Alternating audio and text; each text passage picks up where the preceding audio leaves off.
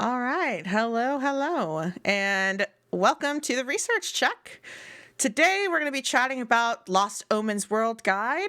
I'm Jessica Peters, and I'm joined by my illustrious co-hosts, Rachel Sandage. And Ross Scoggin.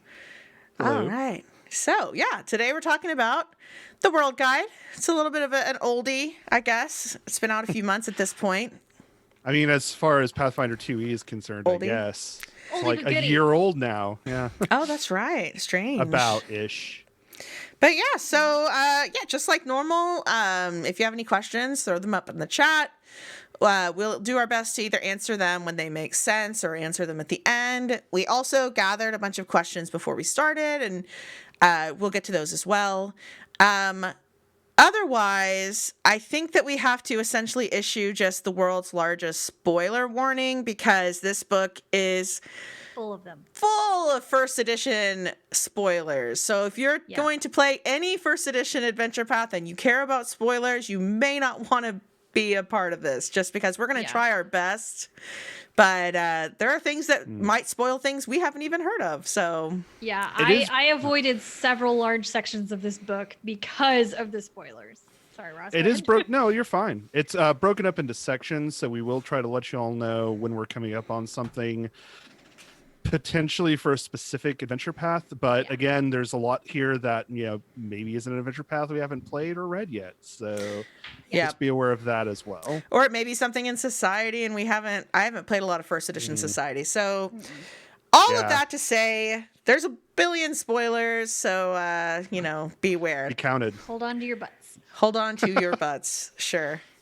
So I guess, let's start at the beginning, which is the overview chapter.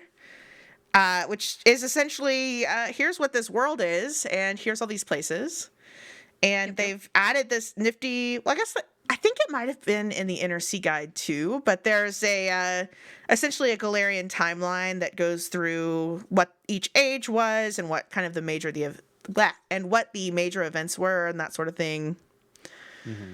Which I think is kind of nice. It's like bullet points almost. Yeah, the main world events that I think most folks would at least be aware of, if not necessarily knowledgeable about. So, I don't know. Not everybody's like, oh yeah, Ancient Thassalon, I know all about that. Yeah. I liked having the timeline kind of sprinkled throughout, but I would have almost liked it in its own section as well to have it all in one place. Just for the layman like me who doesn't necessarily dive into the lore all that often, be like, oh, okay, I can just look at it real quickly without having to know which section it is, That's fair. Although, I mean, this major one it's kind of spread across the entire overview with, what are those things called? Margins. And the margins. Yeah. And it has the names of the months and the years and how time works and kind of all of that, good stuff that's helpful when you're going to sit down and actually start, playing this game. Yeah, and hints about regions outside of the Inner Sea as well. So very nice. Yeah, it does. The map in here still is the Inner Sea mostly, but if you're interested in some of the other places, they at least get a full paragraph write-up, which is nice. Like even Sarasson gets a full paragraph. Yeah. More than I knew about it going in. So. Yeah, it's true. Definitely true. Sarasson is a giant mystery. Wrapped in an enigma. Wrapped in wrapping paper, of course. Paper. Yes. Ready to be unwrapped. But yeah. I didn't know if there was anything else specifically anybody wanted to talk about in here. I know that they changed how the map works. So instead of each country, the countries are still on there, but the lines aren't drawn. It's instead done by regions, which they've named kind of thematically, which sometimes confuses me about where certain ones go. Yeah. But it's a learning curve. I think overall, though, it makes it kind of more accessible. Just because it's like, it's you drop an atlas in front of somebody and go, okay, here's all the countries and, Asia, learn them all. And it's like, or, you're just like, okay, well, here's some regions, here's some stuff. Yeah. I don't know. It just seems to be more. It seems a bit more thematic. Yeah. Easier to grasp. Which, if you're looking down at it, like there's some terms, like the Golden Road kind of makes me think of the Silk Road, and so you can kind of think thematically about what that place might be before you know anything about it, which is helpful. Mm-hmm. All right. Any last thoughts Also, on the overview? speaking of visuals, I just want to take a quick moment for a shout out for the cover. Oh yeah. Because it is amazing. I love this artwork, especially since we've got Valeros and Sela there. But we also have our new friend, the new iconic alchemist, getting ready to boldly run away, which is amazing. I love it. Sometimes you got to run away. For all we know, he dropped a bomb and is trying to escape the blast. It's a tactical retreat. Yeah. He's using a step action. It's tactical. Yes. Absolutely 100% tactical. Exactly. That's what I'm going with. And I just had to shout it out because, I love anything that has Seal in it as well because she's awesome. Yeah. So that's fair. And then, of course, when you get into the chapters are all laid out with this really cool. I'm going to see if I can show it. The chart. I love it. Yeah, the chart is very cool because it includes like the nation itself, of course, all the different types of people there and languages and factions. But the coolest part to me is the resources, because that's one of those like little detailed things that you can really draw on if you're making a character or if you're running a game. Like, there's a lot of sheep here, so maybe they wear a lot of wool, and maybe it's a good source of food. They eat a lot of mutton and that sort of thing. Mutton. I've never had mutton, I don't think. But anyway. Nor have I. Anyway. I can't remember. I mean, I've had haggis, but I don't think that's the same. That's sheep's liver, stomach, no. some sort of squishy I don't know. innard. We had that when we were in Scotland. It was surprisingly not bad. So, I mean, shout out to Scotland, I guess. In the world, I will always shout out Scotland. Wasn't it fried? It was fried haggis. Anything fried is good. Like, that's just a tenet of the South. It was really cool because it was in this, and people from Scotland may know this place, but it was in Edinburgh, and it was an old bank that had been converted into a restaurant. That's it was cool. Really cool. So, and they have good when haggis. the priests of Caden take over a former Abadarian establishment. Oh my gosh, yes. I want to see this happen in an adventure. I'm sure it's happened, man. All right. Well, first up is Absalom and the Starstone Isle, which, Absalom became more than just like one city on a piece of land. It's now there's a bunch of stuff on that isle. Yeah. Yeah. Which is I mean, cool. there always was, but it was never emphasized like at all. So, yeah. That's fair. And I like, they even included the other isle, the Isle of Aran. Iran, I don't know. Yeah. But yeah, very cool. Sorry, Rachel, what was that? I was going to say, when I was reading this chapter and I saw the Shadow Wars section, I was like, oh, this is Game of Thrones. Because there's like a lot of conniving going on. I actually also really liked, I'd never heard of them before, the Aeon Towers or Eon Towers. I think they're Aeon Towers, yeah. Aeon Towers. I really want that to be a plot hook. I don't know if it is a plot hook, but just the idea of them is kind of cool that they're, they were created by Eridan to basically make the land awesome. And now that they're like defunct, but I don't know if like they're defunct. Aren't they like a huge thing in Extinction Curse or something? I don't know. I don't know. I honestly don't know. If you know, chat, let us know. Yeah. Yeah, but I'd never really heard of them before, so that was really cool, and I hope it's there's true. something with that. There's also a really cool, where is she? There's a really cool centaur lady in here. She's like rad. Yeah. She's like I wanted her to have a name. She's just Centaur. You can give her your own name. She's adoptable. Jeez. I don't know if that's probably not true. But. Well, like you can adopt character art and then you pay for it and then it's yours. That's okay. I meant that kind of adoptable, not okay. I don't know. Anyway, I imagine a really cool name for her. All right, Luis in the chat, Luis Loza, that Luis says hey. they are Welcome. part of Extinction Curse. So Okay. another reason to play the circus themed thing. Rachel loves circuses. I am always down to play the circus themed stuff. I freaking love it. So It's true. High school Rachel wore a lot of circus color type things like red and black and stripies and stuff. Still wear a lot of that.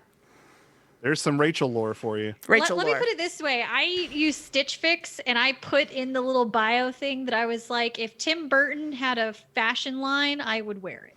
That's fair. That's what I described. That's fair. Anyway, like back to what we're doing here in Absalom. Yep. Oh man, there's a lot of cool stuff in here. I'm not gonna just focus on art.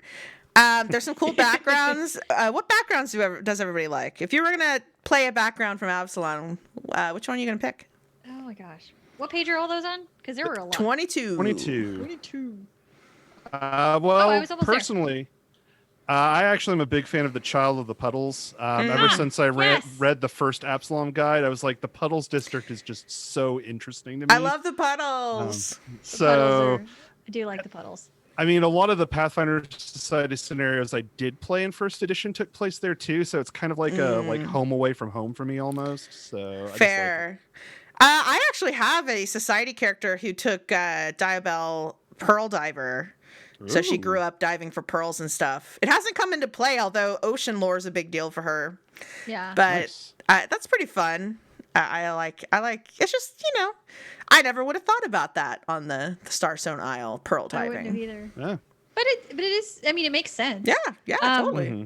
I kind of like the Inlander one. Mm. Like the idea of maybe creating a really cool ranger that or a druid that would kind of lives off the land. I think that would be really cool. You could be that centaur lady. I could be the centaur lady. That's Hey, great. when are the playable centaur races coming? Because that'd be cool. Right? Okay. Playable centaur. Just putting that out there. Maybe in the ancestry guide or something, they'll have like a create your own That'd be cool. ancestry thing. That is That would be fair. I do have to point out that there's a menagerie dung sweeper, which is hilarious. Yes, I saw that one. Yeah, too. that was also fun. Just like, Again, it just makes me think of that Simpsons episode with Bart having to shovel all the tiny horse poop. That sounds right. Yeah. And then, of course, the archetype is the Pathfinder Agent, which is neat. You get some kind of Wayfinder stuff and some. I'm thinking about taking it for a Pathfinder Society character because that feels right, But Yeah. it's kind of interesting. Very lore focused, I would say. I think it's very interesting too that like the abilities all really are like every aspect of the society your character is into. Like explore, cooperate, report. Like they really spend a lot of time going, hey, like if you're a Pathfinder agent and you're really into being a Pathfinder agent, like why wouldn't you be interested in all aspects of it? And the art on this page, like I love. I think she's supposed to be a halfling. Oh, I'm finding her. She looks like a halfling because she's not wearing full shoes. Yeah, that's what I was thinking. I'm pretty sure she's a halfling. She's very cool. I love her look. She's very cool. Like the armor and everything. I'm just like, yes. And everybody, at this point, a lot of people know I have a love of halflings. Rachel does love halflings. That is true. Halflings. That is true. Because in real life, I feel like a halfling because everyone I know is 5'11" and taller, and I'm only 5'4". Heather's not that tall. Yeah, So Heather's I don't a know halfling how with tall me. Heather is. Yeah. She's my height. She's 5'4". Oh, okay. Yeah. We're the two little short ones, and y'all are always kind of like towering over Hey. us. I was always in the back of the photo line in class. I was always in the front. Well, goodness. Speaking of always being in the front, the Broken Lands? Yes. So front. They're the second. That's at the beginning? I don't know. The Broken Lands, in this case, covers Mendev, Numeria, Brevoy, the River Kingdoms, Razmarin, and the new region of the Sarkoris Scar. Which is so cool. Oh, Adventure Path with the demons and stuff is Wrath of the Righteous. Wrath of the Righteous is spoiled here, just FYI. There are spoilers for Wrath of the Righteous in this section. We won't probably talk about it a lot, but just so you are aware. Yeah. But the very fact that that's called the Sarkoris Scar is a spoiler. So Yeah. Okay. anyway, Yeah. It'll be a while if ever I get to play that one. So I'm gonna play the CRPG. Yeah, the computer game's coming out, so. I can do that. All right, so there's a lot of cool stuff in this section. This is one of those areas that I always forget exists. Although Sarkoris is really cool. I keep making characters from Sarkoris because they have all sorts of interesting like deities and like things, and so it's a cool region. But I think my favorite thing from this chapter is this this rumor It's a pretty cool rumor. So in Razmarin, apparently cool. There's peace with the tyrant. Oh, also spoiler for I guess Tyrant's Grasp. Well, The tyrant's free. Yeah. He's kicking around again. That guy's out. So anyway, but Razmarin has this piece. The rumor is, I'm going to read the line from the book. Rumors persist that Razmarin is donating its dead to the Whispering Tyrant's armies in exchange for safety from the undead horde. That's horrifying. I don't disbelieve it. Well, and it goes on to say, like, they have work camps, and so people die from there all the time, and people don't even view their dead because there's a lot of taboos around the uncleanliness of dead bodies and stuff. But, like, yeah, of course, a bunch of necromancers would be like, give me your dead people. Yeah. The sad part is it doesn't surprise me.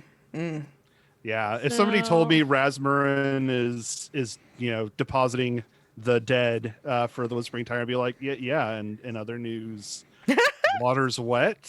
I don't know what you want from me. Of course he is. Yeah. Right.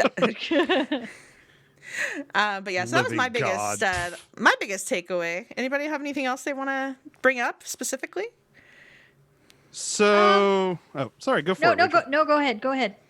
Well, I was just going to say real quick, and I know that we may have talked about this briefly in the Legends one, if you have listened to that already. And if you have, I apologize for the repeat here, but Kevith Cole looks like he's going to be a thing at some point. They're talking a lot about how he's kind of getting back into the swing of, being in charge of stuff around Numeria. So I'm actually very interested to see where that goes. Speaking of Numeria. Yeah. It is an awesome piece of art. Just a barbarian fighting robots. It's really rad. Yeah. With a cool tech sword. Sword. Right. It's true. There's also, Brevois here. Brevois always kind of interesting because you have the duelists and stuff. And yeah, I was going to say, I was looking at the duelist, and art is usually is awesome for this one. But just kind of looking at the different, like Aldori? Is it Aldori? Or Aldori. Aldori. Duelist dedication just looks really cool. And I just, like, the riposte, like, I really want to make a duelist. Yeah, it's a pretty sweet archetype. I'm not going to lie. The first time I read it, I was like, that is some awesome right there. True. It's got a lot. I like an archetype that gives me a lot of actions and reactions. Like, my favorite part of second edition is reactions. I love the bejesus out of them. And so having something that gives me reactions makes me very happy. Yeah. Because the reactions kind of replaced attack of opportunity. I mean, you can still get attack of opportunity, but I think it gives more options. Yeah. Well, yeah. In my opinion. Well, in many cases, it takes over for the immediate action that used to be, but it makes a lot more sense. Because immediate actions are always like, okay, so I used one. So what does that mean for, like, next? Do I not get one again? How does that, and it was just always confusing. People That's had a hard true. time with that. So, That is fair. I love the reaction, though. Good stuff. This is kind of we've got Razmarin, of course. We've got the River Kingdoms. We've got... This is like the area of misfit toys. It's just got a bunch of there's like the sci-fi things shoved in there, and so it's kind of an area that has a lot of real random stuff squished together. But that's kind of why it's fun, Yeah, it's a little chaotic, but in a good way. It's broken, one might say. Yeah, it's a little broken. Yeah. Yes. Okay. Backgrounds. What are we picking here? Who's gonna pick what? For the backgrounds. Okay. Where did it go? Oh, crap. Oh, I actually got a kick out of the Aspiring River Monarch. Yeah. I heard about that other guy. Temporarily embarrassed king. Yeah. That's fair. It just amuses me because, like, you have probably this like person that grew up in the River Kingdoms and is like, you know what? Things are changing all the time here. I bet I could run a River Kingdom. I'm just getting Zap Brannigan, except, like River King. Yeah. Oh, man. Ross, what do you think? I honestly just like the Wonder Taster because it's hilarious. That's what I was going to pick. Yeah. The line in here, having once sampled Numerian fluids, Like, you've tasted knowledge beyond comprehension. are you sure that's what it was? You must have rolled well on the chart because you could have also died. So, You've also died. How much radiation did you just ingest? well, what is radiation? Depends. How much does it take to glow at night? A lot. Oh no, that's not good. Probably too much. Then I think. I mean, if you're glowing, you were probably near Chernobyl. Oh no, you've grown a You need a third lot. arm due to deadly radiation. Anyway, sorry, Yeah. Fallout. Woo, There are worse things to have than a third arm. that's true. It might be useful. There are It definitely could things I be. wouldn't want to have 3 of. I mean, if it's a functional arm, maybe. I mean, So if it's a otherwise- vestigial arm, it's still a fun party trick. True, and then you can say like, if you have to bargain with a witch in the woods or something, you can be like, "I'll give you my arm," and then you can give her your little arm. What'll it You're cost like- you? An arm? Yeah, you Oh, give them okay, your cool. extra arm. You have a spare. Sure, why Been not? looking to get rid of this for a while. Let's do it. Yeah, exactly. That's terrible. I'm not two-handed. I'm actually 3. It's very cool. Okay. All right, let's move to the next. What about Yeah, let's go on and move on. Wonder Taster was mine too, so I'm just gonna. Oh, okay. Yeah, of course it was. Eye it of was. Dread. What a Oh, pleasant jeez. sounding place, It's wonderful. I love it. It It has my favorite place. Like Heather has her Nidal. I love me my Ustalav. Yeah, we all That's have a fair. soft spot for that place. I do love Ustalav. Yep. So, I mean, obviously, the Eye of Dread's going to include the Gravelands. Yep. Oh, again, Tyrant's Spoiler Grasp for spoilers. Tyrant's Grasp, yes. Spoilers. Ustalav, Belkzen, Nermathis, the New Kingdom of Oprok, and Multhun. Oh, Oprok's Hobgoblin Adventure Yep. Path spoiler. That is, I think just there's a giant spoiler tag on this whole video. Well, we did that, but we're trying to be nice. I can't remember. Iron Fang Invasion, there we Yes, go. I kept thinking Giant Slayer, and I was like, that's not right. They're Yeah, not giants. no.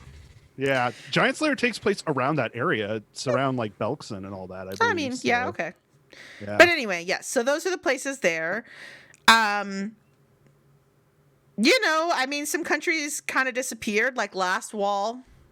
But Rest in Vigil peace. is apparently in Yeah. Ustalav now, according to this map. It's like on the Kind border. of. So Interesting. it's interesting because Vigil itself, the implication seems to be it is not what it was. Mhm. So, I mean, yeah. yeah, I'm sure we'll find out what that means eventually. Yeah. Like in a few years. Somewhere in there. true. But the main thing too is that there's also a major change to Gallow Spire. I don't know if you'd read about the Gallow Garden. I saw that on the map, but I didn't get a chance to read up I- on it. Yeah, it's in Ustalav, but it's not in Gravelands. But I didn't get to read too Hmm. deeply into that one piece.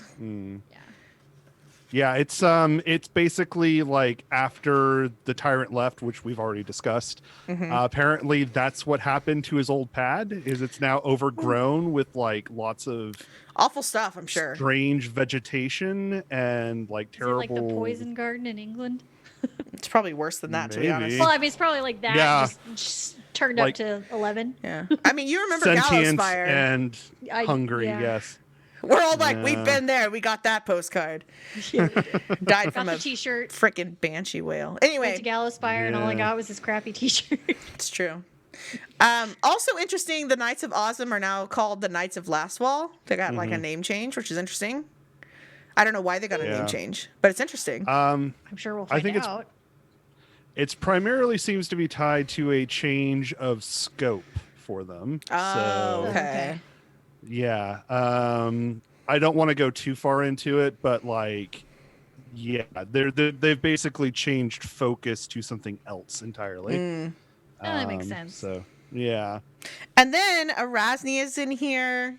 She's a patron of the abused and broken, commanding her Makes sense. Yep, commanding her followers to survive at all costs and to never forget those who have hurt or abandoned them. And I love her outfit. Yeah, she's feisty and I like her a She's lot. Pretty cool looking. So she looks very different too from previous yeah. depictions of her in art. So I'm doing it. Oh, wrong way. Oh. it's all good. And she has purple hair, which mine is not quite purple right now, but it was that shade. Ah, it is purple. Sorry, I'm colorblind, so it's Oh. me to tell. That's some Ross lore for you. Ross lore. Not Ross lore, Ross lore. I don't know. And then the last thing I'll bring up is, I think it's 42, page 42. They kind of have a little section on Fey bargains, and they give a little, like, some examples of how those might work, which I find very fun because, I just feel like we never, like, encounter enough Fey. Yeah. Like, who is it? Neil Spicer? Somebody really loves Fey, and they always have Fey in everything they write. Yeah, I mean, love Spicer was responsible for a lot of Fey and Kingmaker, so yeah, I could totally believe that. Well, didn't he do like the feast of the bee wedding? The bee wedding. Realm of the Fell Knight Queen? Faye. Yes, that one. I believe that was him, yes. The bee wedding. Which It was really obviously. fun. bee wedding, we yeah. played through that one.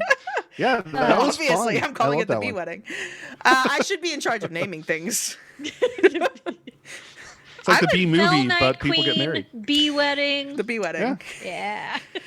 Oh man. Anyway, does anybody else have any cool stuff from this section they want to No, you bring stole up? mine because Oh, mine sorry. was the Fae one too. Because I have a Fae obsession in general, and I just because I'm just like that is where some stuff can go seriously wrong. Like if Sure. you read old folk tales of deals with the Fae, that is some dangerous territory. I'd rather have Ron Lundeen on my corner if I try to go into that, Right. Since we recently found out he is, in fact, an actual lawyer. So It's it's like, true. oh, cool. Although I feel like he'd be more helpful dealing with devils, like that style of contract, because Fae are chaotic They're too. tricky. So. Yeah.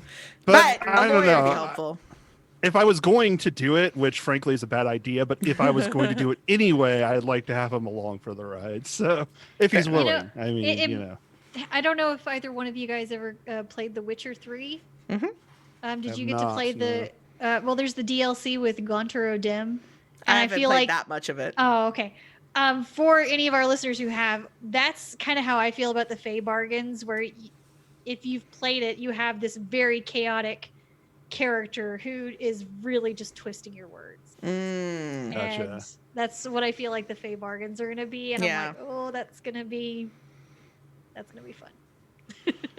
One That's thing I fair. wanted to quickly mention too is the Isle of Terror. Oh yeah. Since this region does encompass Lake Carthen and the island in the middle of it, known as the Isle of Terror, it is one of the strongholds of Tar-Baphon. Tarby. The Whispering Tyrant. Yes, good old Tarby, Tarby. as he likes to be called. Yeah, didn't you know? Yeah, I'm sure he loves that. Good old Tarby. Yeah, just go up to him and call him Tarby. I'm sure he'll I'm be gonna. happy to. My character is gonna go right up to him and be like, "What up, Tarby?" Heather's gonna throw a glove, and you're gonna call him Tarby, and then the rest of us are gonna run.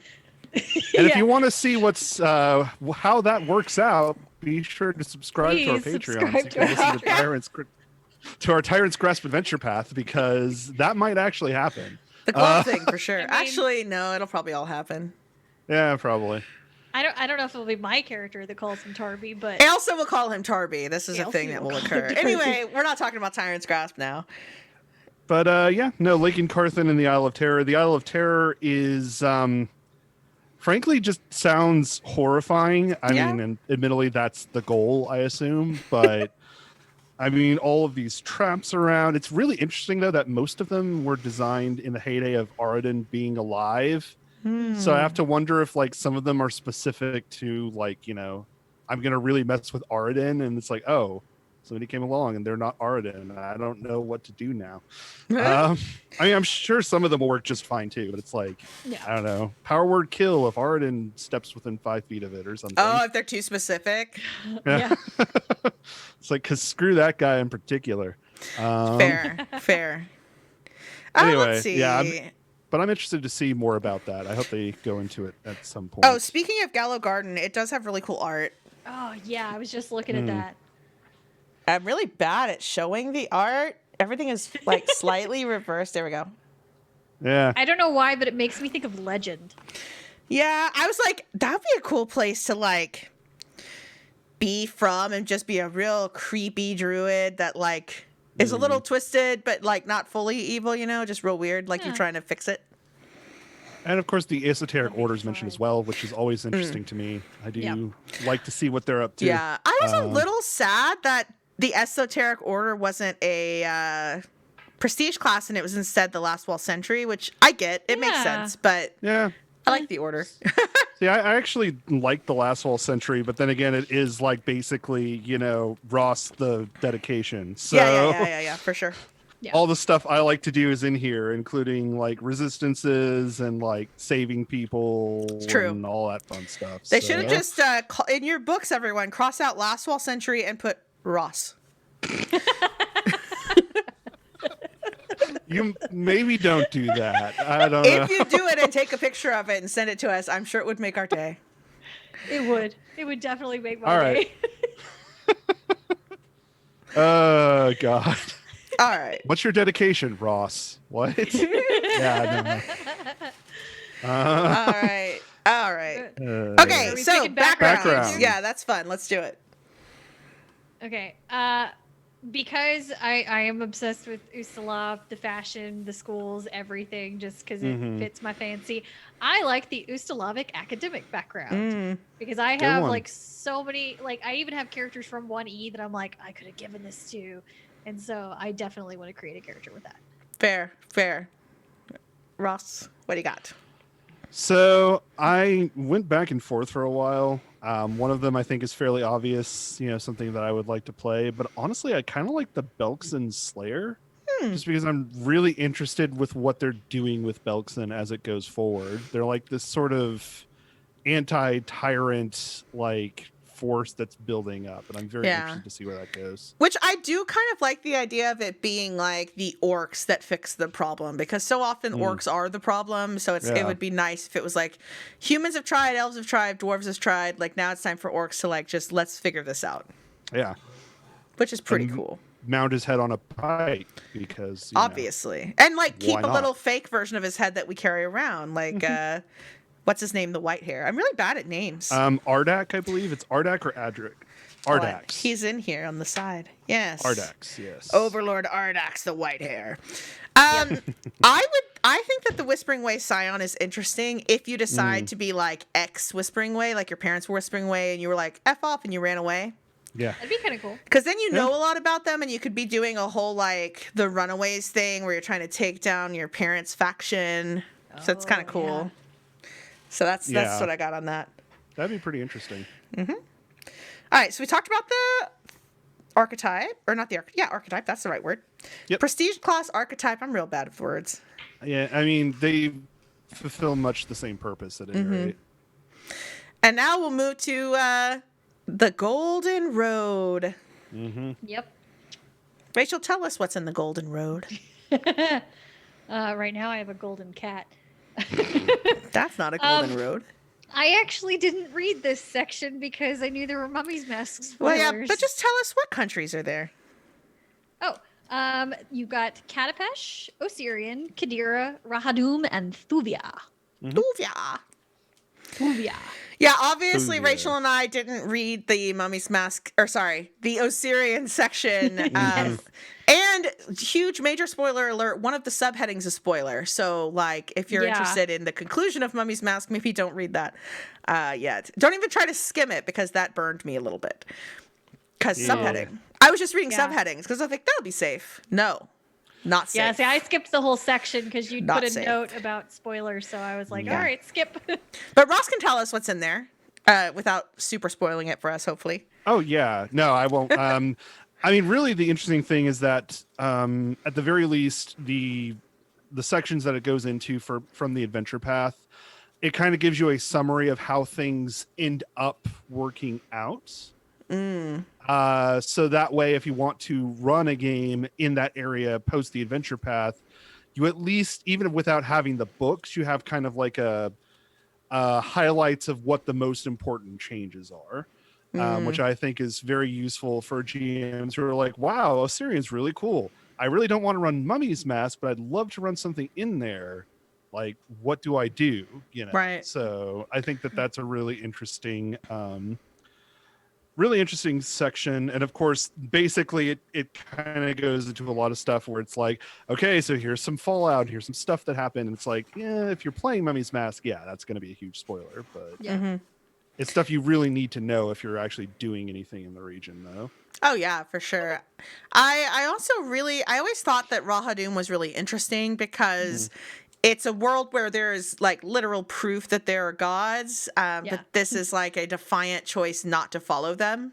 And then I got to thinking, like, you know, we as adventurers, we always think about like, well, you need somebody to heal you, like blah blah. Well, first of all, second edition has a lot more non-magical healing options, but the other thing is, like, how many commoners could really afford to find healing anyway? Like, if it costs 3 gold to get yourself healed or whatever, most people can't just afford that.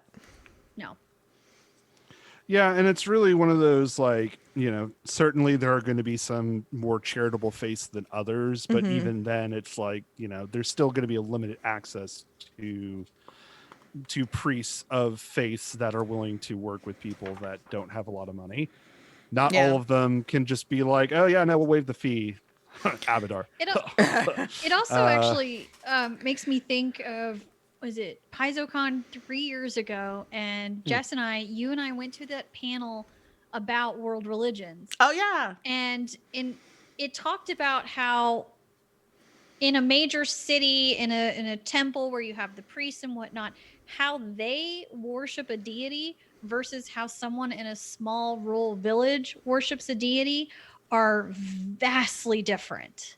Yeah. And I think that's, you know, that's something to keep in mind, that while certain people may be seeing proof of divinity all the time, you may have these areas where it's like, nope, they've never seen proof of the divine. And I think that's really important to keep in mind. That is true.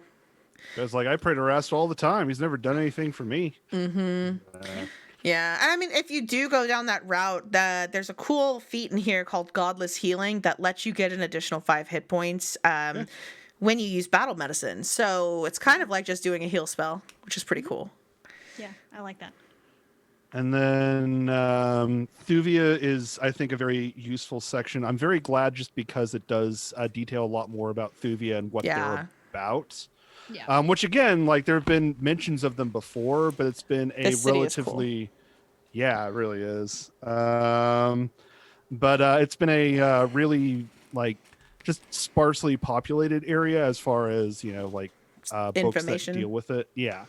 So it's really interesting to see, like, their economy is based pretty much exclusively on the Sun Orchid Elixir. Like, they literally don't have anything else. And, like... When we talked about, oh gosh, what's the gentleman who Arcus, made it? Yes.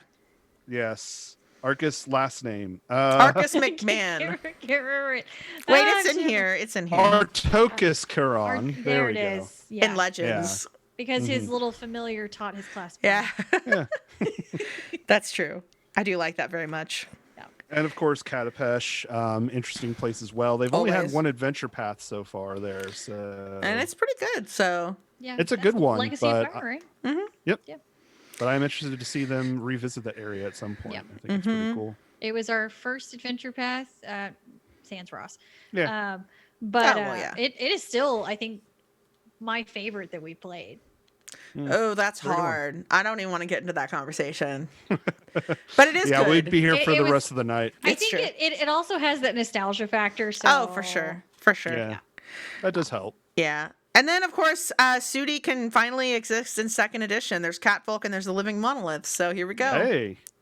Here we go. And I'm trying to think of, I don't know that I don't know that Prestige class that well in 1st edition, but it seems like there's some of the same stuff. You know, you get the Cawstone, you get the Stone Blood kind of things. It's interesting because at 14th, your 14th level feat option is Stone Communion, so you can speak Terran. Yeah. Which is kind of neat. You can do Stone Tell. I like that. So- Well, being able to embiggen for 10 minutes is no slouch either. So Mhm. Yeah, for sure. Yeah, that's the technical term. And big obviously. embiggen, yeah. Embiggen. So go ahead and find anything that says enlarged person, cross it out, right? And biggin. Embiggen. Just but all yes. these edits, Paizo. We need you to gosh. know. I don't know what they were doing. Yeah. Anyway. Backgrounds. Okay, so now we're from this region. What backgrounds are we gonna pick?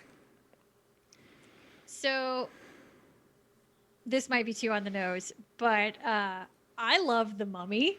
And when I saw the Syrianologist, I was like, oh my gosh, I could make an Eevee character and You it could. would be wonderful. You definitely could. But yeah, that one just jumped out at me because it brought back my childhood. Yeah. I mean, if I was playing Segura, I would have Black Market Smuggler, which is here. But the one that I really like is Purveyor of the Bazaar. Yeah, see, that was the one if I didn't pick a Syrianologist. It's just, you've dealt with a bunch of weird stuff your whole life, and so you're pretty good at finding it, figuring it the out. merchant from Aladdin. Yeah. Come on down, stop on by. Sorry. Personally, Thuvian Unifier for me. I'm always interested in backgrounds that kind of like try to make big changes in the campaign setting, just because that tends to be the type of character I tend to play. And I just think Thuvia is a very interesting region. So Yeah. is, It'd be very cool if there much was so. some stuff there. Looking at y'all, Paizo. All right, now we get to maybe one of the best chapter pieces of art in this whole book Oh my gosh, yes. for the high seas. I laughed out loud. It is an literally, when I saw orca this. crashing through a boat. That is a druid's animal companion, I guarantee you. yeah. It's wonderful. And you know orcas would do that if they could. They're kind of jerks. Any animal that eats seals is kind of a jerk. Yeah. Well, they do Okay, you heard it here worse first, than Path that. folk. Orcas Orcas are kind of jerks. We're just letting you know so you don't forget. Druid fact. Druid fact. I'm not gonna lie. My opinion might be a little bit skewed just because I watched Round Planet. Oh, wait. We must tell them what is in the high seas region. Yes. Hermia, the Shackles, Mediogati. Mendiogati. Mediogati. Am I Gatti. saying that? Mediogati. Mediogati. Yes. And the Mordant Spire. Mm-hmm. And a bunch of Best oceans, spire. obviously. And I mean, yeah, and then water. This is the water world area. There's an Everyone ironbound knows archipelago my as love of well. water world. Yes, Kevin Costner is just swimming around. everywhere. He's a Gilman. Yes. He is, literally. Yes, he is. Yeah, he is literally. You're not wrong. People knock me for loving that movie, but when the ice caps melt and this turns into water world, I'm gonna have something to fall back on. Fall back You on. like to have gills? If you have gills, you no longer need lungs, right? Anyway. All right. So, yeah, lots of cool stuff happening in the high seas. Lots of pirates and assassins and, brave and daring people. But the Irem image, there's so many good images in this section. I think it might be because I love oceans. Yeah. This image of, let me see if I can get it in frame nicely. There you go. Okay. So you've got some aquatic elves, and they look kind of like trilobites or something, but it's wearing a scarf. I know, it's so cute. It's so cute. So anyway, that image, I was like, I need to be from Irem. I don't know what Irem is or how that works, but let me read this book and find out. And so, The only thing I was sad about is I was like, of all these aquatic Ruins of creatures- Aslan has spoilers here. Yeah, and Yes. I wanted to see an octopus in this picture. Oh, that's true. That's a That real was- miss. That was the only thing, because I was like, octopi have like communities and they're like little houses and stuff here. I was like, it only makes sense that an octopus would be here. Yeah, they have some manta rays and stuff, but yeah, there's no octopi. There's no garden, like no octopuses. Unfortunate. It said we got big Missed. bug things. Maybe crab things. I don't know. I do love this picture though. It's pretty awesome. Yeah, it's super fun. But yeah, so that's cool. And then there's Hermea, it's always kind of a weird place because there's like this weird eugenics experiment being done. Yeah. And it's Yep. kind of morally gray because everybody's treated really nicely, but it's still breeding people to try to make people really perfect. And yeah. it'd be a cool adventure to kind of be in Hermia as their starting point and stuff.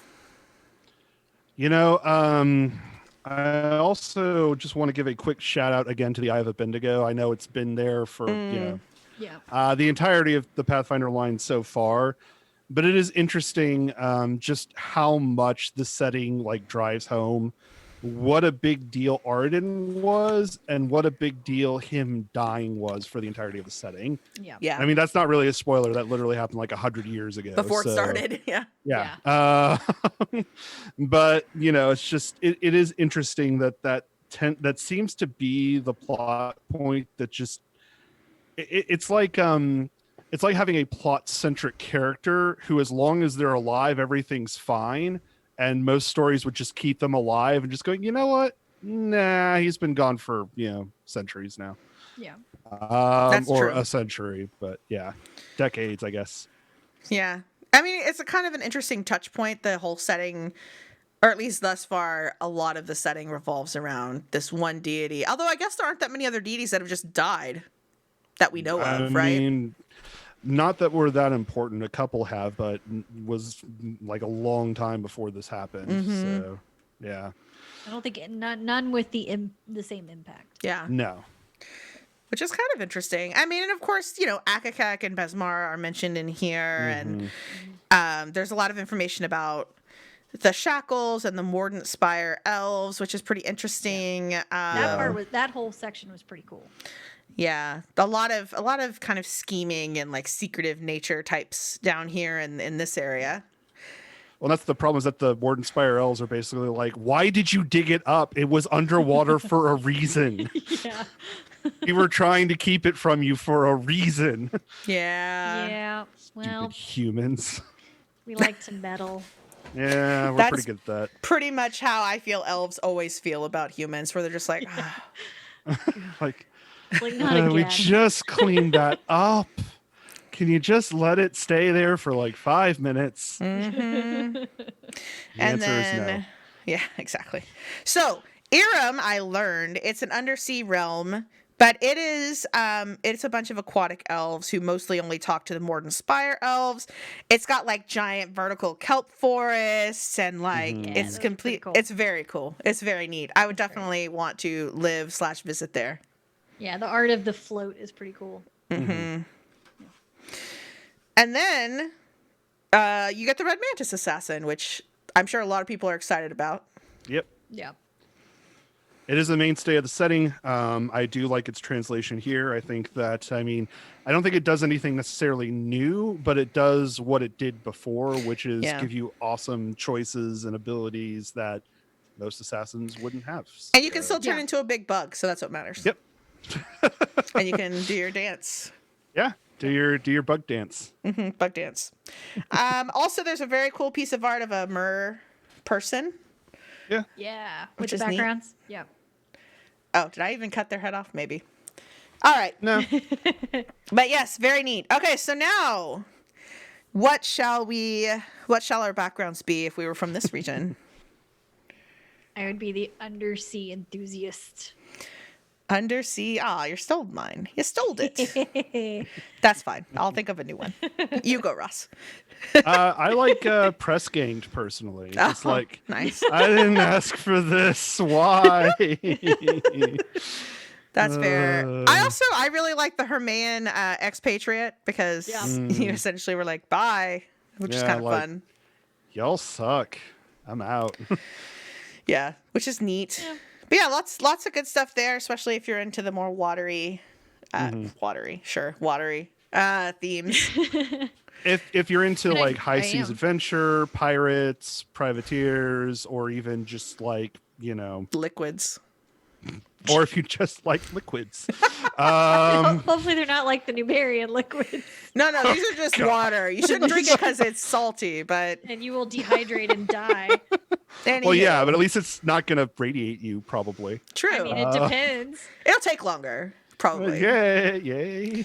Sure. And then we get to my favorite section, the Impossible Lands, which includes Nex, Manaway, Skeb, and Jalmaray. Jalmaray is kind of a weird addition to the Impossible Lands. Yeah. But yeah, this section is super fun. Obviously.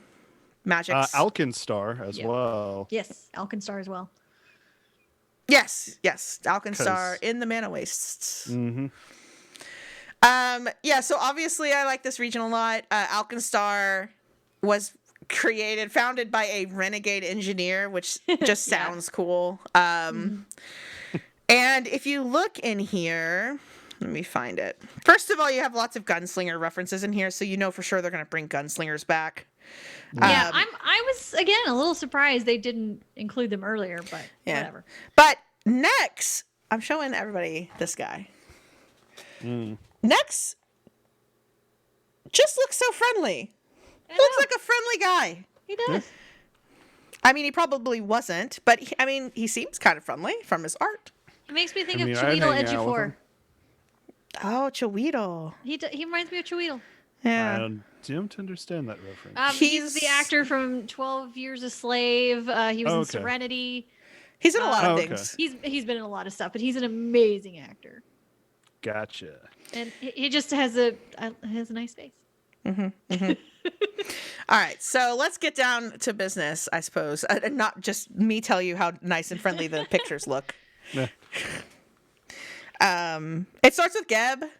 I had never read too much about Geb. I mean, Hollis obviously made some stuff up about Geb that is very wrong, because I read this section now. I mean, But that's fine. I mean, I was a little bit more informed after we did the last research chat because he was in there. But there's He's just kind of, I don't know. He strikes me as like a lazy guy who's just getting by, and he's finally realizing he has to step up and do something.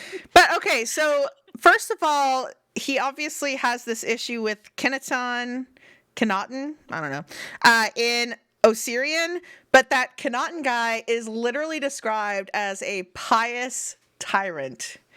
Yeah. The word choice in this book is so good. Because that like is so evocative. I know exactly when I think of that guy Yeah. what to picture. Which I think is hilarious. That's some good. But good I right there. also, I'll read you a quote that I thought was important. Essentially, Geb next fight, that's not a spoiler. Lots of bad stuff happens, lots Yeah. of people die.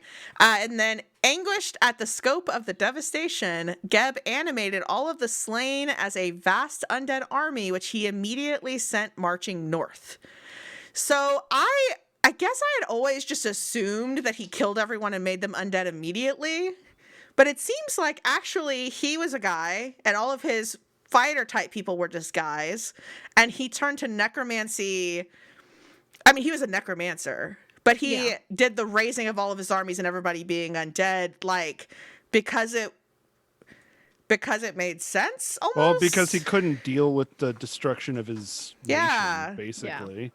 Which, I mean, obviously, making undead folks isn't like good on any level, but it's Yeah. not No, the really. motivation you'd expect for I am a mad, undead sorcerer who just does undead stuff. Yeah. And I mean, Yeah. obviously he's changed since then because there's a lot of talk about like people who die there are just reincarnated against their wishes, or not reincarnated. That's a druid thing. Are Well. brought back as Raised, mindless yeah. undead, and that sort of thing. So obviously it's gone away from Well, Something noble? slightly benevolent to something. it's interesting though because perverted. Geb has kind of been hands off for a Yeah. long period of time. So like Geb himself has not really been involved. Yeah. Which, I mean, that's not to excuse him. It just means that he just hasn't been doing anything about it. Yeah. But he also hasn't personally said, yes, you must do it this way. He's just kind Yeah. of like, well, whatever. because apparently like a Razny ruled the place for a long time before the stuff happened with Yeah. her. Yeah. Mhm. And everybody thinks Nex is coming back soon. Adventure That would Path? be really interesting. Feels like an adventure path happening. One might hope. I will say that it would be kind of interesting to play like, War for the Crown, political intrigue, but you're all undead. And you're in Geb and you're navigating the like scheming plot of all the undead leadership happening in Geb. Or maybe it's like That'd be Dark Souls interesting. where you're trying to like get life back or something. Or is I don't know. I, I haven't think actually played you're Dark just Souls. unabashedly Kind of. undead and that's chill. Everybody around you's undead, like whatever. But like you're navigating a court with ghouls and mummies and like whoever in it. That's kind And it's like political intrigue, but you're undead. I don't know. It seems kind of neat. Kind of reminds me of Ideas, Vampire Paizo, the we have Masquerade. them. Anyway, Yeah, it's fair. Anyway, there's tons of other stuff in here. I'm sure other people have Oh, yeah. things. Yep. Next, of course, just being a general, hey, I'm just gonna flex my magical muscle over here. Don't mind me. I will say Yeah, he right. he seems like if I'm picking Nex or Geb, and I'm not just being biased, I'm probably gonna pick Nex because it says he was using wish level magic to improve his kingdom and protect it from harm. That sounds good, right? Yeah. Yeah. Like he cared about people. He looks nice in his picture. We've decided, or at least I have, that he's Cheweedle Ejiofor. When we make the Nex and Geb movie, Cheweedle Ejiofor is obviously going to play Nex. Just the only downside is for those of you who have played Legacy of Fire, overuse of wishes doesn't lead to good things. Always. Yeah. Well, the Yeah. mana wastes are a thing. Yeah. So But the mana wastes are one of my favorite places. It's though. true. Just They're very The fun. primal Yeah. magic is just too fun. Yeah. Yeah, I didn't see any primal magic charts to roll on in here, so I think Paizo just Yeah. forgot to put them. Well, They're I mean, it could planning just like something? this isn't necessarily a huge crunch book, That's which true. we haven't necessarily Yeah. talked about yet. Most of the quote unquote crunch or actual rules portions are just a lot of different backgrounds and archetypes. They're Yeah. not really like presenting new magic systems or new, like rules for playing the game. Oh, I think Secrets of Magic will probably have it in there. I would yeah, bet. probably. I mean, I don't know, but I would bet that they would have that in there. Yeah. It's very true. And then, of course, there's like this amazing picture of Quantium, which is Oh, yes. amazing. Just a cool name for a Floating, yeah. place too. True. And that's Where do you what- live? Quantium. Oh, wow. Heck The yeah. future then. Heck yeah. The future is now. Yeah. Anyway, anybody have anything else they want to mention? I mean, we skipped over Jalmaray entirely. The Houses of I didn't- Perfection. I mean, it's monkey. Not monkey like the Yeah. animal. Yes, yes. I know what you meant, but yes, Yeah. saying it that way. There is flame, waves, wind, and iron. Makes me think of like Avatar. Yeah, it does make me think Avatar. Thing was I mean, great I know to it the- says like Jalmaray is the window to the east, a bastion of Vudrani culture on the edge of the Inner Sea region. And I mean, I would love to do anything more with the Vudrani.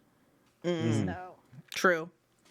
Well, it's interesting too because they also set it up as an extra player for any potential next/Geb conflict that might Yeah. happen. Oh, that's eventually. true. Like you could take refuge there, or they might intervene if it becomes completely unbalanced. Yeah, or it might be a neutral party that both sides try to sway to, fight on their side. Or the Avatar awakens after 100 years of being buried in ice. Right, as And and we get flying bison. yes, obviously All flying right. bison. I call the boomerang. You can totally have it. Woo, boomerang. Okay, all right. We're focusing. We're moving on. Yep. Okay, so backgrounds. This one's hard. Yeah, I mean, I liked the where'd it go? Okay, just because the title of it just amused me. The Onipian ooze tender. Oh, they have so many oozes. Yeah. They're like slime ranchers down there. Yeah, and so I saw that one and it made me giggle. Your apprenticeship in one of the Anopian or Orthodox Arcane and Alchemical Academies instilled in you a deep reservoir of mostly reliable esoteric Mostly knowledge. reliable. Not to mention a deep resentment born of countless hours spent mucking ooze pins and feeding helpless creatures to ravenous, belching jellies and gelatinous puddings. Mm-hmm. Gross. Pretty gross, but I thought it was funny. I mean, I'm going to take the Nexian Mystic because if I'm rebuilding Hollis, that's the one that I would want to take. Yeah. Because, I get some cool knowledge and stuff. Personally, into the quick background myself, I think it's interesting to play a survivor of a living person survivor in Geb. That is Oh, interesting. yeah, that is actually really Yeah, cool. that's a balancing act that's gotta be difficult to maintain. Oh, the And then- archetype. You want to talk about To it? perfection, yeah. So, it's interesting because in some ways it's kind of it's kind of a way to have like some monk-like abilities to kind of dip your toe into that. Yeah. But on the other hand, you also get the different powers depending on what school you focus on, which I think is a really neat like little addition and can make for some very flavorful monks and also some very interesting like characters who are like, yeah, I studied a bit in the house and I learned this neat trick. Yeah. And don't ask me why I don't go there anymore. It's fine. Yeah, that's true. It's not important. Fine. Someone in the chat did come up with an amazing AP that I have to pitch to everyone now. It's Wolf Mafia, which I think is Ben from the Discord. Spending the first 2 books of the AP, sorry, let me give some context. They are advocating a World War II style Nex and Geb AP. You spend the first 2 books of the AP protecting Alkenstar from the reignited war, and then the next book getting Jalmray to act as a neutral party for peace talks, and then the final 2 books getting Nex and Geb to actually stop the war and talk. And so your final book is running around keeping the peace in Jalmray with both sides trying to pull all sorts of shenanigans. Ooh, Could be that would be interesting. interesting. It's like also kind of political intrigue at the end, which is fun. Yeah. Get a little It'd be bit an of interesting everything. way to do it. Yeah. Yeah. Yeah. So anyway, I mean, that sounds great. Somebody pick that up and write it. Right. All right, y'all. I know I said the last place was my favorite place, But we all know this is your favorite. but I lied because my favorite place is the Mwangi Expanse. Yes. Indeedy. So the Mwangi Expanse has Blood Cove, Kibwe, Mizali, Nantambu, Singor, Usaro, and Vidrian. And I am so sorry if I butchered any of the pronunciations, but I did my best. Yeah. Vidrian being a new area, by the way. Yeah, Vidrian's new. It's formerly Sargava. Yep, Right? that's Yep. actually not an AP spoiler. They didn't cover that in an AP. It just sort of changed over in the interim. Yeah. But yeah, brand new place. So they're independent now. Woohoo. No longer a Chelish thrall. Yep. And Usaro. Okay, no, I won't jump into that yet. All of the places are very cool. Yes. Keyblade is actually the setting of the Slithering, the new module that's like a 5th level module. Yeah, that Okay, came for a out pretty second there, I was like, recently. are you talking about the movie? Not the movie. Yes, they filmed it there on location. I was like, wait, what? Oh my god. My favorite piece of art in the entirety of this book might be this one. Oh. Oh, the lizard folk in Jaha. Yeah. Ah, that's fun. It Yes. looks like cool. they're maybe looking at something, but I like to think they're gambling, like they're throwing dice, Ah, yeah. because they're kind of all looking down at one space. That's more fun that way. It's pretty fun. But yeah, so of course, I mean, you have so much information about Nantambu and Mazali and just all these cool places. There is a spoiler.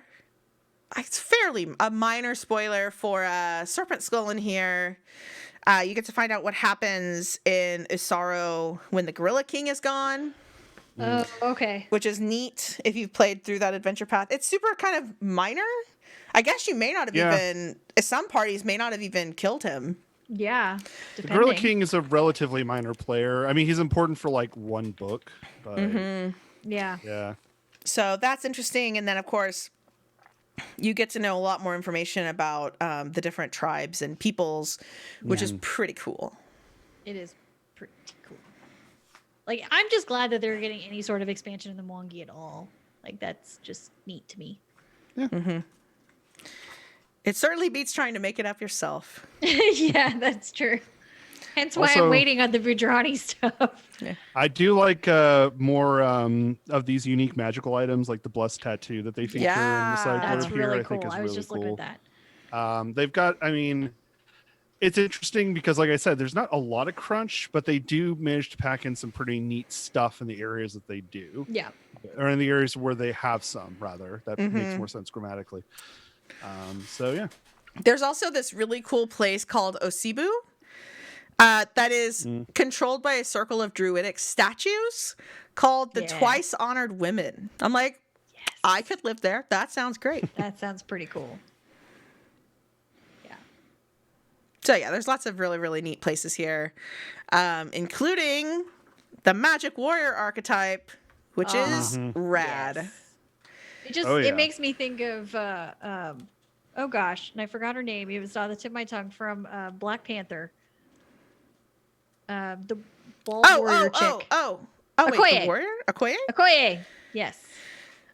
I guess so, but he kind of makes me think more of, God, all of my names are gone. Winston Duke's character. Oh, frick. Because he wears all of the gorilla themed stuff. It's like he's like the magic warrior and his animals, the gorilla. Oh my gosh, I can't remember his I name can't now. either. That's sad.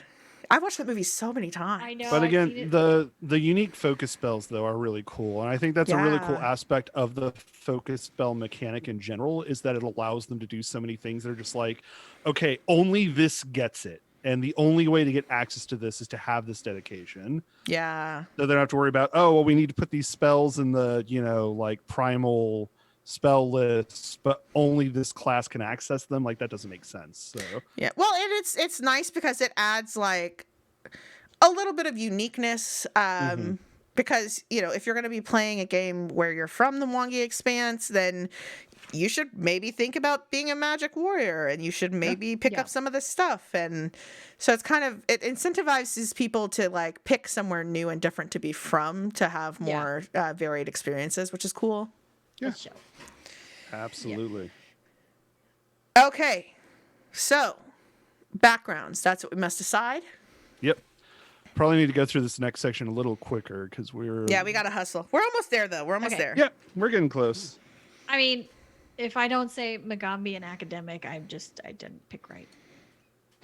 I mean, okay, if you're going to take that one, then I'm going to take the Bonawat Wave Touched because that's kind of fun. That one is cool. The Vidrian Reformer for me, just because I like It's on brand. new countries that are, popping up and want to see them succeed. It's true. All right, we're moving on. Mostly. Not the All right. Gravelands. Not the Gravelands. Don't want to see that deceit. No, not a fan. All right. Then we've got Old Chiliax, which is Nidal, Ravenel, which is a spoiler for Hell's Rebels. Chiliax and Isger. And if anybody is looking at this artwork above the map, though, it is Bloodborne down to a T. Well, Yeah. Chiliax So is kind cool. of Bloodborne-ish. I know, and I love it because that's like my favorite M'Baku! game right now.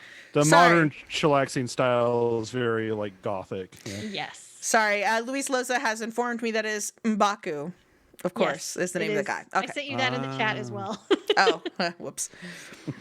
All right. So, yes. Heather's favorite place is Nidal. There's a lot of weird. Nidal's interesting to me because it's this place that's like awful. Like literally, if you didn't have to live there, why would you live there? Yeah. Especially if you were a commoner, But it's also one of those ideas, like Rachel was saying, where people that are higher in society and people who are lower in society are going to worship differently. Yeah. And like when you're a commoner, your status isn't going to matter because like whatever, you're just going to graze sheep or whatever. And so you probably aren't, you're just kind of paying lip service. So that, I mean, I think they should set an adventure path in there to mess with Nidal. Yeah.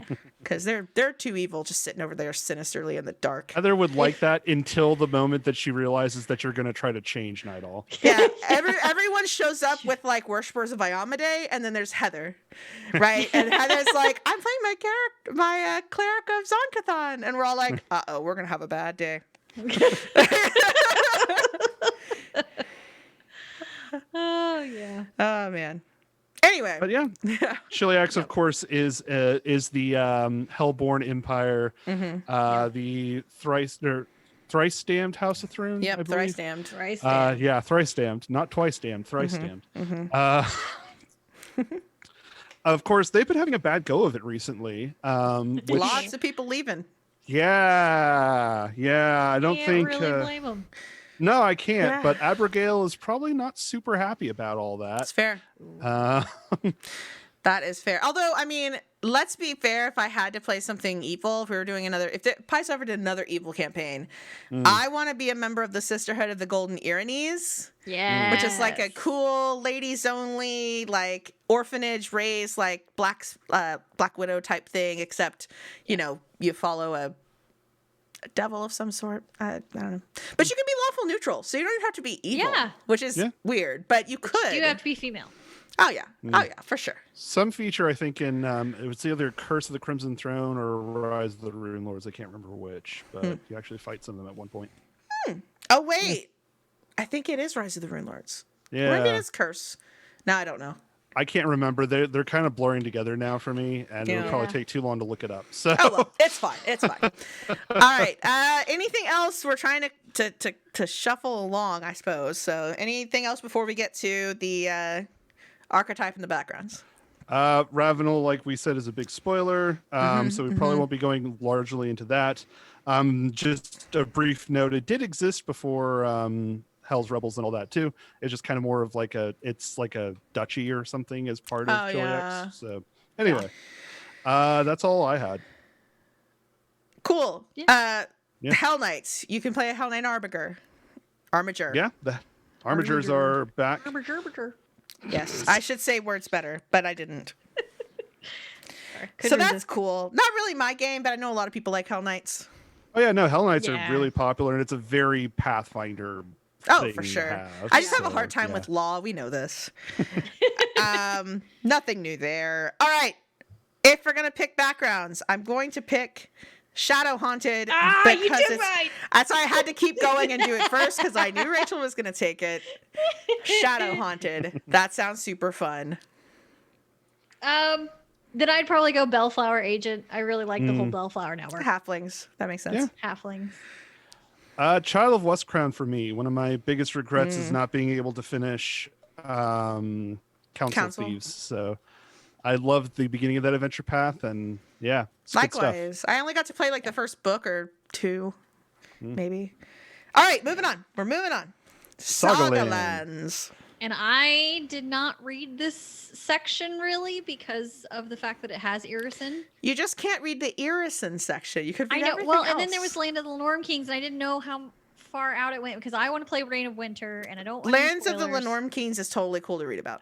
Oh, okay. Yeah, Well, it doesn't. The only adventure path it features into is Jade Region, and that's only for like one book. So Okay, well, then I dropped the ball on this section, and I didn't read it just in case. Yeah, okay, so this is where that spoiler warning is a thing. If you ever want to play Reign of Winter, you cannot read the Irison piece. You can't even look at the art in this section because you will have a huge spoiler and it will ruin that adventure path for you. Period. Okay, well, I'm glad I didn't. it also does include some old fan favorites, most notably Varetia. Yeah, for sure, Pretty for much sure. the home of the Pathfinder setting. So, of course, several adventure paths have all taken place there. And Snowball, if you want to throw snowballs at people, is in here. Yep, they did include the Snowball spell, which is an old favorite of many of the FTP crew. So, That is true.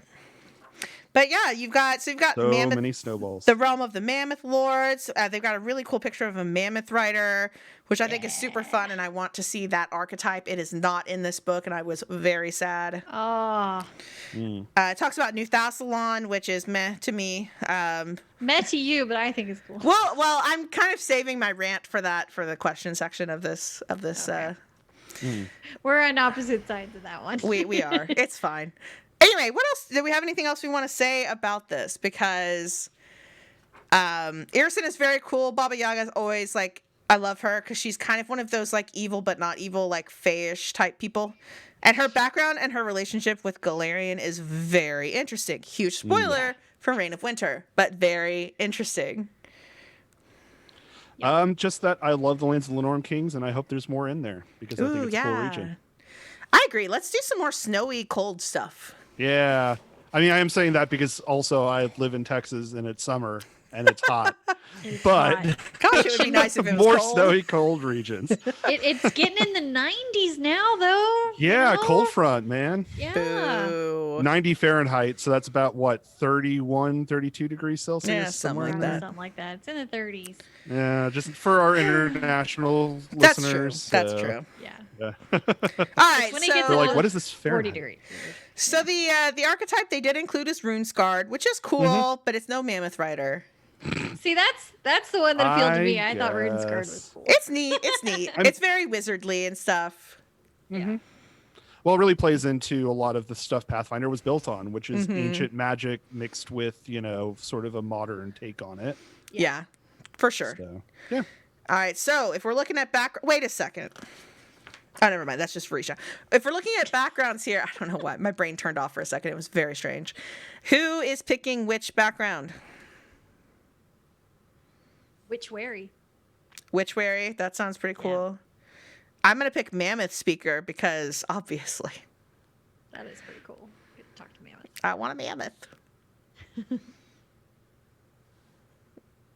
Uh-oh. Uh-oh. Did we lose? Did we freeze the Ross? Ross may have disappeared.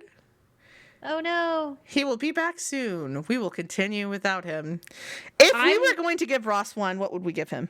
I think he would pick Shwanti Namebearer. Mm.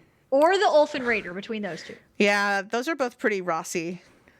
Rossy. Yeah. They're Rossy. All right. Oh, no, we lost Ross forever. Well, he'll be back. Oh, wow, he's like fully gone. Well, when Yeah. Ross is back, he'll be back. He'll be back. All right. Oh, but that's so unfortunate because here we are in the Shining Kingdoms. Oh, and that's like his section. Yeah. Okay, but maybe we talk for a bit until he hops back on. So the nations in the Shining Kingdoms are Andoran. Mm-hmm. Andorans. Druma, the Five Kings Mountains, Galt, Keonan, and Taldor. So These are what I would call generally, there's a couple of exceptions, but generally these are like your classic fantasy type settings, like medieval Europe-y type things. that's kind of my feel to it, because Galt always makes me think of like Galt French is cool. Revolution. Where is my Galt adventure path? I know, it would be really cool. I have to say, there has to be something that happens there at some point because I get that this is a fantasy game. And there's literally, I get that there is literally in this world a hurricane that has been going on for 100 years or whatever. Yeah. But you can't have constant revolution. At some point, it settles. It may not be good. And it may not settle forever, but there is times of settle. You know? Yes, so that would be cool. Let's settle Galt right on down. Let's settle him down, give him a nap, some juice. Let's get the blades. What are they called? I always forget the name of them. The final blades. The final blades. Let's do something with that. Like, it'd be really cool. Exactly. Hey, we have Ross back. Hey, Ross, we're talking about. Sorry, everyone. My computer kind of died for a minute there. So. That's okay. Indeed. Welcome back. So hello. we're talking about the Shining Kingdom. Specifically, we've talked about Galt so far. Oh, okay, cool. And how we want Galt to have an AP so that the revolution can finally end.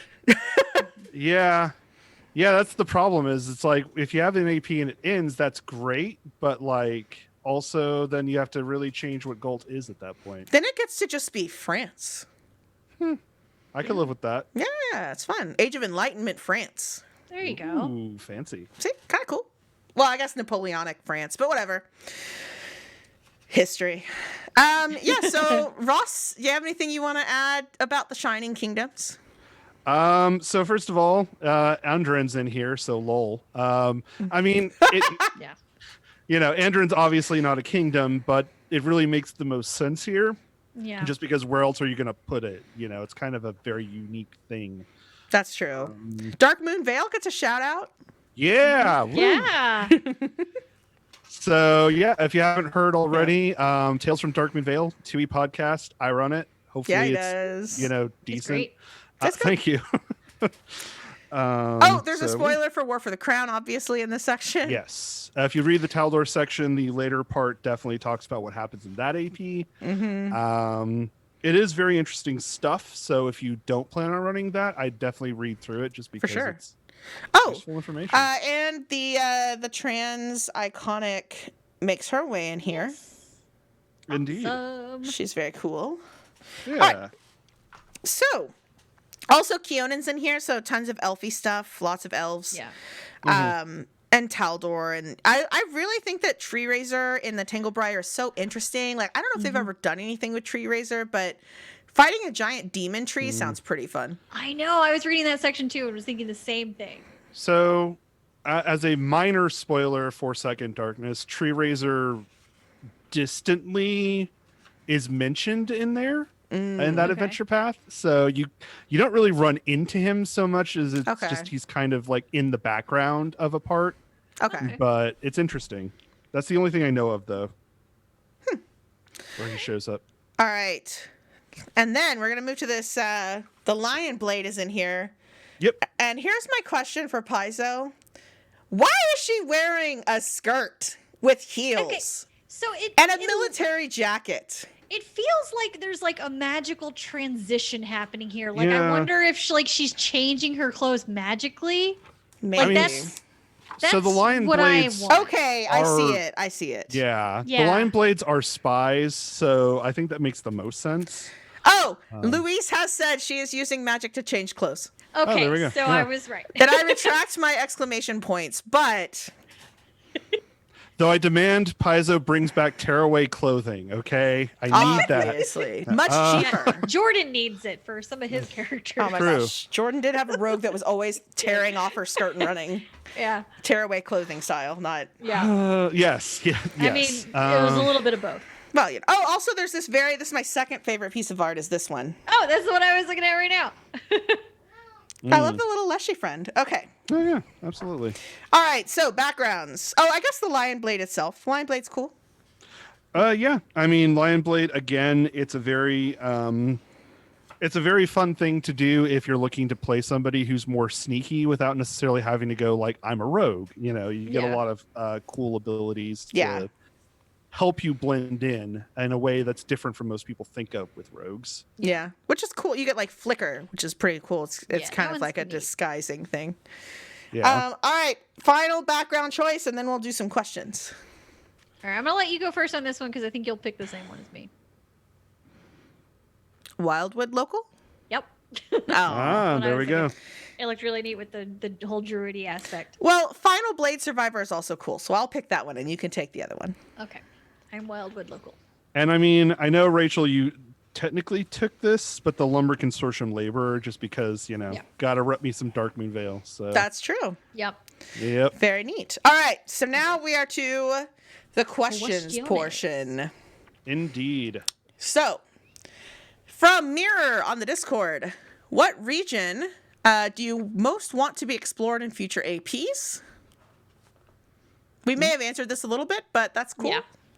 I mean, I think I said it like 4 times already during this. I want a Voudran adventure. I just think it would be neat. Very neat. I'm really interested in anything that deals with the brewing conflict between Endrin and Chiliax. I kind of want to really see what goes on with that because they're setting it up. So Yeah, that's true. yeah. I said it earlier. Hermea would be really interesting to be either a city-based AP, maybe like a 3-book one instead of a whole 6-book one. That could be neat. Yeah. All right. Heidi from Karamaga asks, what canonical change disappointed you all the most? I haven't really been disappointed yet, so nothing so far. I mean, I wouldn't say I'm disappointed. I just, you know, rip Last Wall, like pour one out for my friends here. It's true. I'm going to be ridiculous and say I freaking hate New Thassalon, man. I don't like the Rune Lords. I don't get why they had to come back. Like, Actually, I just don't think it adds anything because it's essentially Varisha but with different rulers. I don't know. Yeah. There's Thessalonian magic, but there was already that. There's a bunch of people I- that came back from the dead or whatever. I don't know. I didn't read the last adventure path or that adventure path. I think, and I think I'll get into this in a later question, so I'm gonna hold off. Okay. Okay. So anyway, that's how I feel about that. Although that's like the only thing. So. Yeah.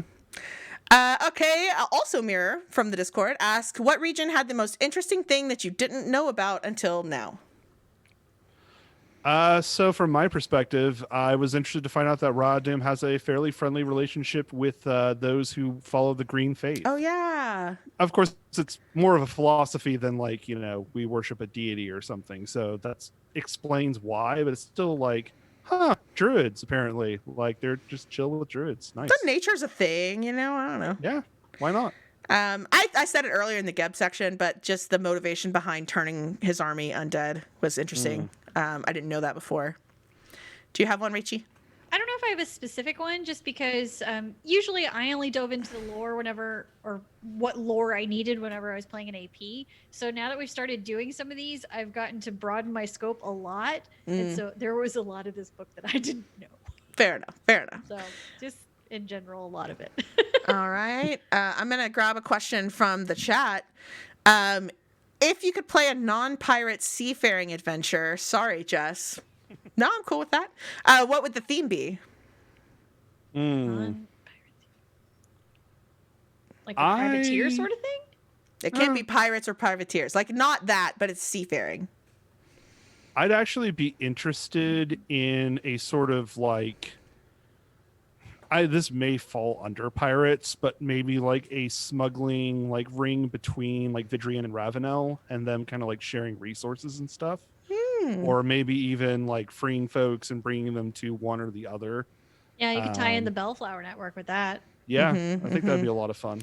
I mean, I would obviously want to go something super druidy and so super like you're in the ocean. It's seafaring, but it's also like it's like almost Moana like, you know, like you're dealing with the aspects of nature that are in the sea, and maybe you're trying to find a new home or something. But I think maybe it's just a survival. Maybe it's short, and maybe it's about getting from one place to another place over the sea, or maybe a castaway situation. That too, or maybe fixing the Eye of Abednego. Oh, yeah, duh. That's been there a while. It's time to clean that up. Yes. Yeah. Yep. High time. All right, Rachel, any ideas? No, I tied in a few of my thoughts. I'm good. And then how do you feel about 3-book APs? I freaking love that idea. Yeah, I think it's fine. Yeah, I mean, I see no problem with them. I just tend to prefer longer stories, but I think, if a story ends naturally at 3 books, yeah, let's go for it. Yeah, because I mean, in my opinion, there are some first edition APs that feel like they don't need 6 books. Yeah. And so I think 3 gives people a lot more flexibility to tell the story they want without having to add stuff in. That's true. Well, and also for the people who don't have time to devote 2 years to an adventure, but they want to see it to completion, I think it makes it a little easier to make that happen. That's true. Absolutely. All right, back to the scripted questions. Eric from Norse Foundry on the Discord asked, what do you think about the archetypes? They're fine. Yeah, I don't have like anything to say. I mean, most of them are things that existed before, but I think that they still bring some cool stuff to 2E. The Eldori Sword Lord definitely, or the Eldori Duelist, but yeah. Archetype definitely springs to mind just because it is so good. So good. Yeah, I think Eric Mona talked about this as like completing the core. Like this early set of books is really completing the base game so that they can then do even weirder stuff in the future. So I think like it does that. So if there's something you were missing, it's most likely here. There are still a couple of fun additions like the Last Wall Century and stuff. Yeah, for sure. John from Nermathis, we've answered your question 100 times. What is your favorite bit of art in the book? Did you notice that Damiel is in there? Yeah, he's in there. Yeah. There's one bit of art that I don't think we got to cover. I just want to do this real fast. I don't know if you can see him. There's He's this so gnome funny. in the Sullen River, and he's just the angriest gnome, and I love him. He is great. an angry gnome, and his horse is sticking its tongue out, which is cute. Yeah, he's just like, So- for the love of... Anyway. My book is packed, so Jessica or Ross, I need y'all to show this one. So I didn't mention this either, but this is my favorite thing in here. On page 67, the cackling Tengu with the skull. Here we go. And when I saw this, I was just like, wow, and it was wonderful. I want to play this Tengu. I know, he's so great. Wonder if he's a witch. Jinx eater. All right. Luis also asked that question, but I don't think we need to answer it again. Just all the architecture. Yeah, in the book. the Numeria the splash things. page was great too. Oh, yeah. Love so much about that.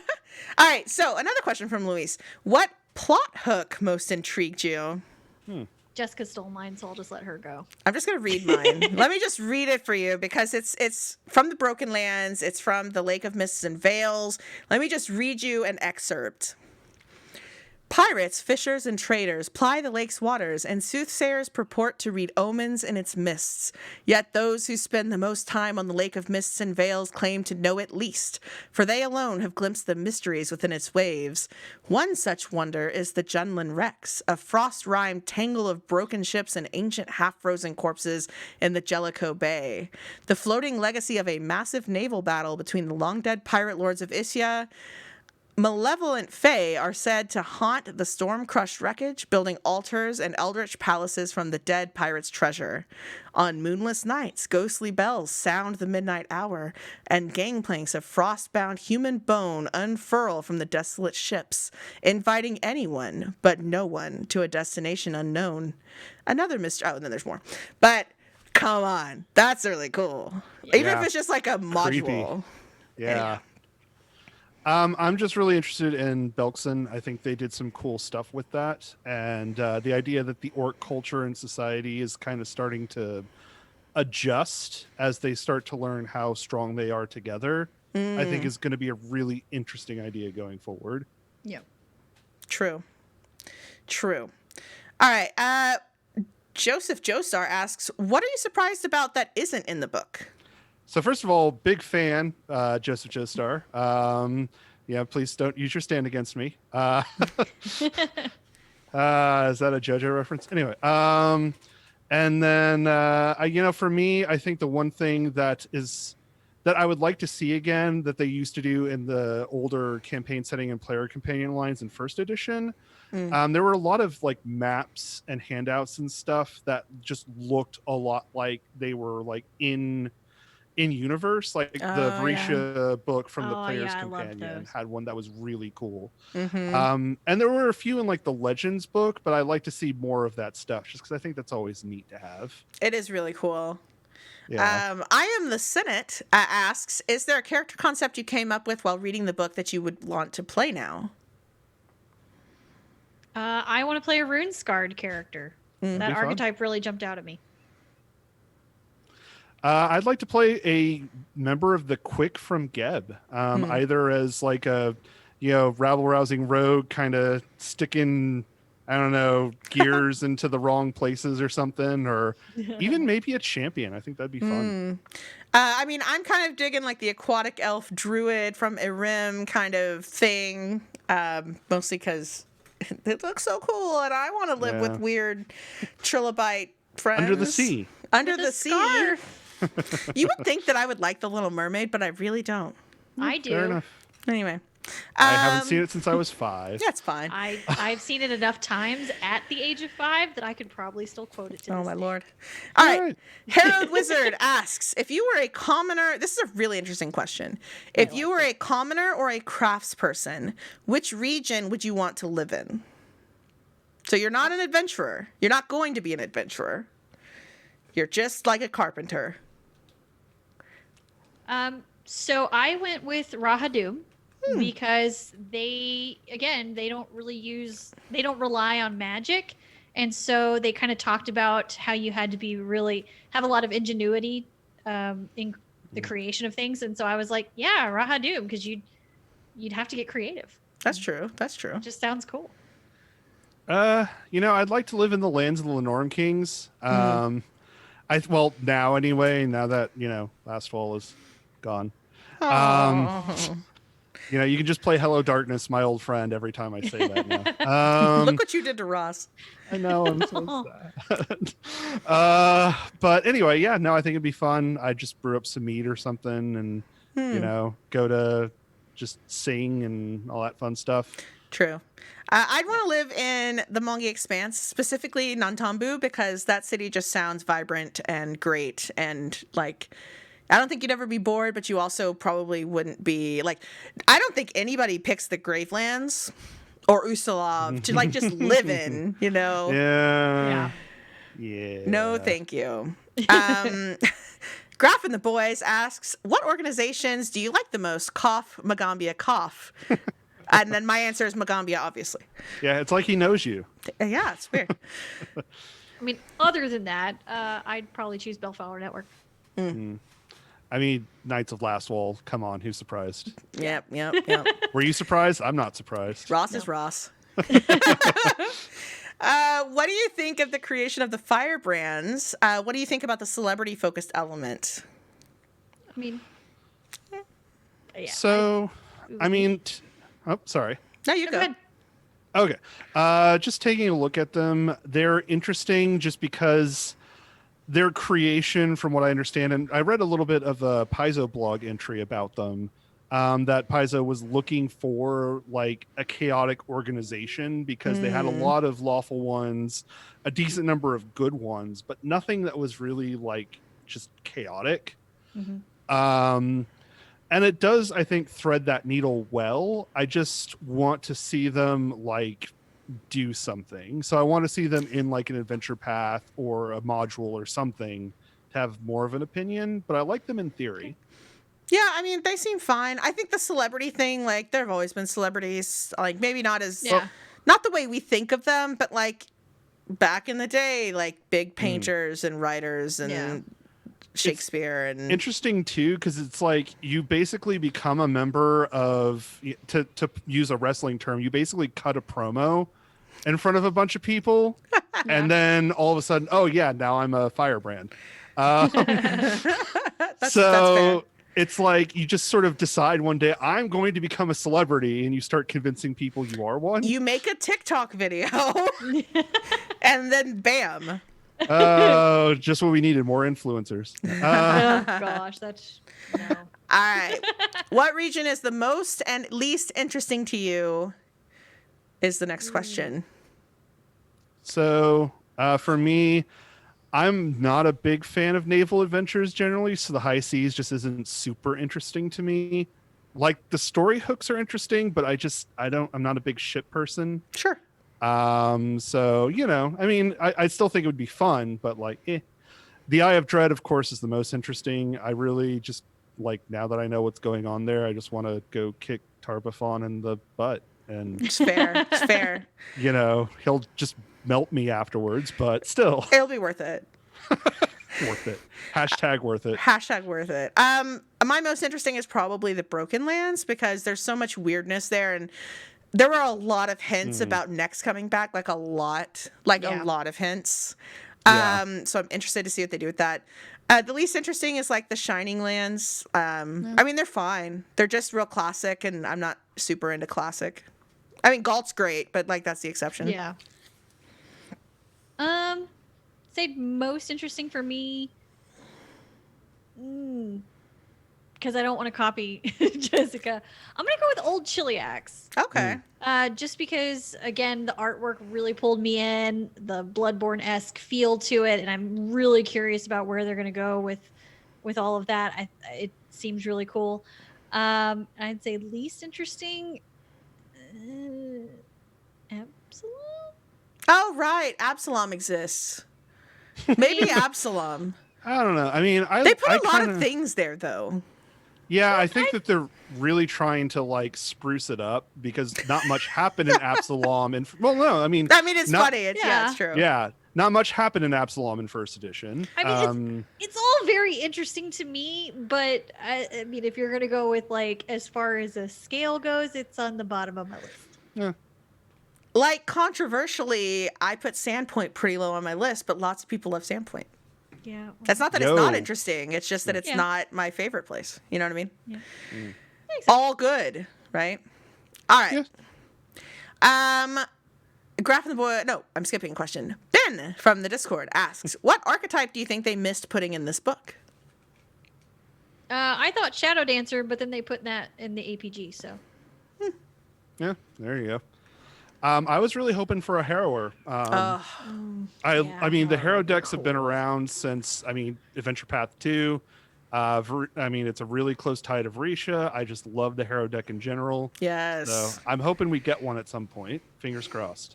Ooh, a new updated Harrow deck with different art would be amazing. Yeah, I'd be all for that. Less cartoony art. Yes, I wanted the more sharp lined tarot look. Or like I saw a tarot deck that had, it was like they were black cards with silver, like all of the lines were silver. Ooh. It was cool. Anyway, hit us up if you want ideas about how tarot decks could look. Or not tarot, Harrow decks could look.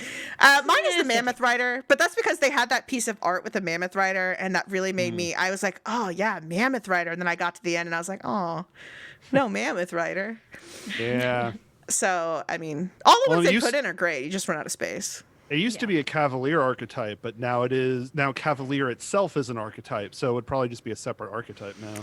Yeah, I feel like it would really just kind of fit into the whole it would just be a dedication. So you would just maybe instead Yeah. of your animal companion, you would get a big old mammoth animal companion. They have megafauna as animal companions now. It'd be freaking awesome. So yeah. Yeah. All right, next one.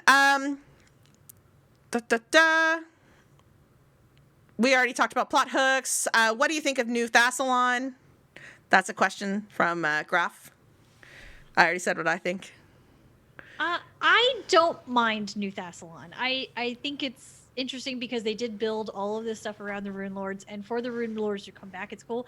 I just feel like they haven't done anything yet. It's like, okay, we're back, and that's it. Well, Like, I feel like they're building up to something, and we just haven't hit it yet. I And think I'm eager to see. I'm interested to see Thassalon not as like an existential threat to Varetia, because like, let's face it, every time the Rune Lords have come back, it's like, oh my god, everything's going to end if we don't deal with this somehow. Yeah. Whereas now they're back, and like, I mean, obviously, you know, there's 2 of them. That's not all of them. Yeah, aren't there a few more they could try to resurrect again? Yeah, but also it's interesting to have the Rune Lords just be like movers and shakers in the world, but they're also just not familiar with what the current world is. Like the section where they're talking about how Bellamarius like killed Oper Eight Fingers. It was like, ha ha ha ha, I am going to take over the land of the Norm Kings. I've killed one of your kings. And everyone was just kind of like, oh yeah, we hated that guy. Thanks. Like, he sucks. It's like, oh, you're not cowering, and just the idea that it's like they've got all this power but they don't have knowledge of how the world works is interesting to me. I can see that. Fair. How do you feel about them enthusiastically changing the setting to account for adventure paths? I mean, in general, I think it was necessary at some point to happen, just because it's like you start running out of stories you can tell in a region if all the plot threads get, you know, tied up without making new ones. Yeah. So I think this threaded the needle pretty well between like the adventure paths have been settled in first edition, but here's some new things that came out of that, you know, that we may explore going forward. Yeah.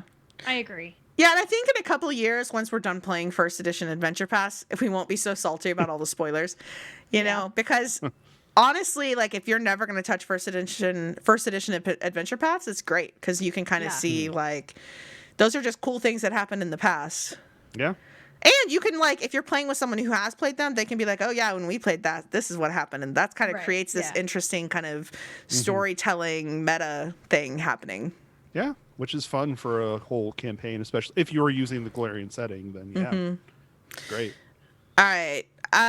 From PM Your Pug on Reddit, on the subreddit, what is everyone's favorite small tidbit of lore that the book included?